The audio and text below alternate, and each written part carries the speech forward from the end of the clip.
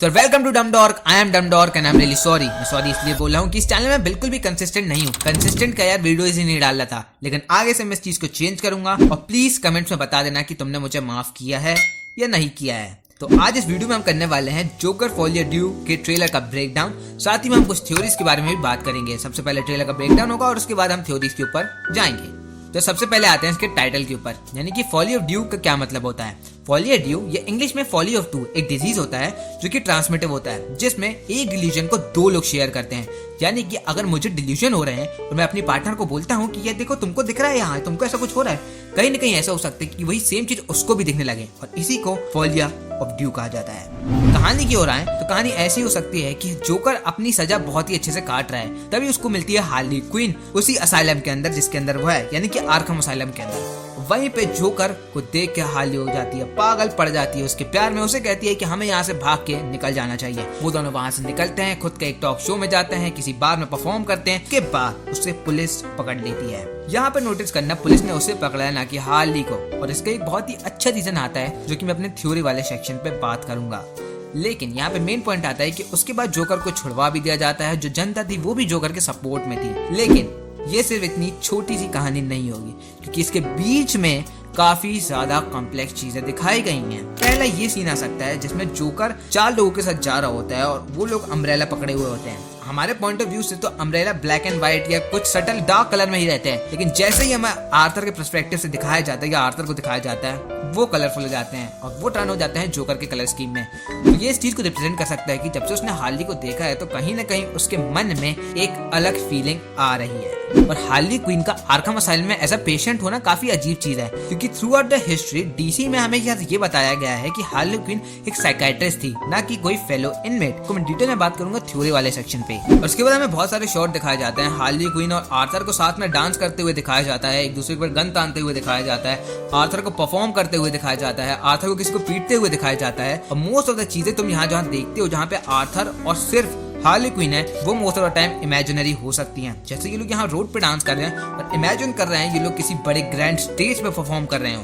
और ये वाला सीन भी काफी इंपॉर्टेंट है, जहाँ पे आर्थर के पीछे एक जोकर के मास्क पहना हुआ बंदा भागता है और उसके पीछे फर्स्ट मूवी जैसा एग्जैक्ट कॉस्ट्यूम पहना हुआ बंदा भाग रहा है। अब मेरे हिसाब से ऐसा हो सकता है कि जो पहला बंदा है जो कि कार से हिट करता है वो रियल है, लेकिन उसके पीछे वाला बंदा एक्चुअली में रियल नहीं है। वो एक आर्थर की इमेजिनरी चीज है जो कि उसे मजबूर कर रही है अपने आप से भागने में। वो जब से हार्ली से मिला है वो बदलना चाहता है, लेकिन जोकर का वो पार्ट उसके साथ अभी भी जुड़ा हुआ है, जो कि इस चीज को रिप्रेजेंट करता है कि वो अपने आप को बदलना तो चाहता है, लेकिन वो पार्ट उसका पीछा कभी नहीं छोड़ेगा।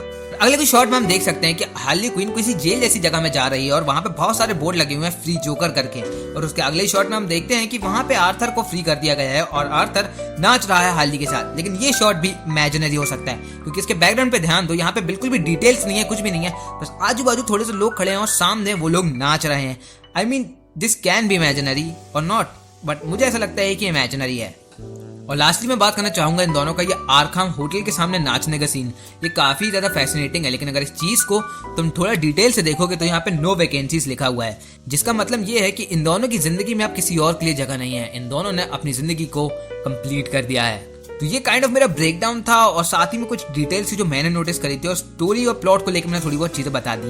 अब चलते हैं हमारे थ्योरी सेक्शन की ओर। तो थ्योरी ये आती है कि जो हार्ली क्वीन है वो बेसिकली एक अंडरकवर एजेंट है, यानी कि वो साइकेट्रिस्ट तो है, लेकिन वो इनमेट बन के रहती है ताकि वो जोकर को और करीब से पढ़ पाए, समझ पाए, उसकी मेंटेलिटी को चेंज कर पाए, उसे एक बेहतर इंसान बना पाए। बट होता है इसका अपोजिट है और वो पड़ जाती है फॉलियर ड्यू में, यानी कि उससे भी सेम डिल्यूजन्स होते रहते हैं जो जोकर को होते हैं। इसलिए हम देख सकते हैं आगे जब जोकर को अरेस्ट किया जाता है तो उसे नहीं पकड़ा जाता है, क्योंकि अभी तक उसने कोई क्राइम नहीं करा है। हाँ, इनमें तोड़ के वो भागी जरूर थी उसके साथ, लेकिन उसने कुछ नहीं किया है। इस चीज ऐसे भी ज्यादा सॉलिडिफाई हो सकती है कि जब आर्थर जेल जाता है तो वहां पे हार्ली क्वीन को नहीं पकड़ा जाता है। और लास्ट का ये सीन रहता है जो लिपस्टिक वाला है, जो कि काफी ही ज्यादा आइकॉनिक बन जाएगा आगे चल के पॉप कल्चर में। यहाँ पे हार्ली फ्री है, यहाँ पे हार्ली मिलने आई है आर्थर से और आर्थर को देख के कहती है कि I want to see the real you. अब हाँ, ऐसा हो सकता है कि ये सीन कहीं और का उठाया गया हो, यानी कि यहाँ पे जो ऑडियो क्लिप है वो किसी और सीन की चल रही है, लेकिन यहाँ पे विजुअल्स किसी और के दिखाए जा रहे हैं। इस चीज को अगर साइड भी करें तो यहाँ पे आर्थर एक बहुत प्यारी सी स्माइल देता है हार्ली को देख के, क्योंकि उसे ये समझ आता है कि भला वो एक अंडरकवर एजेंट थी, बट लेकिन अब वो जोकर की हो चुकी है और वो फुल्ली जोकर के प्रति डिवोटेड है। This is my theory and this is my whole video. So if अगर तुम्हें ये पसंद आई हो, consider subscribing, and if not, तुम डिसलाइक करके ये भी बता सकते हो कि what mistake did I make. जिंदा रहना अगली बार के लिए, और मिलते हैं अगली वीडियो में।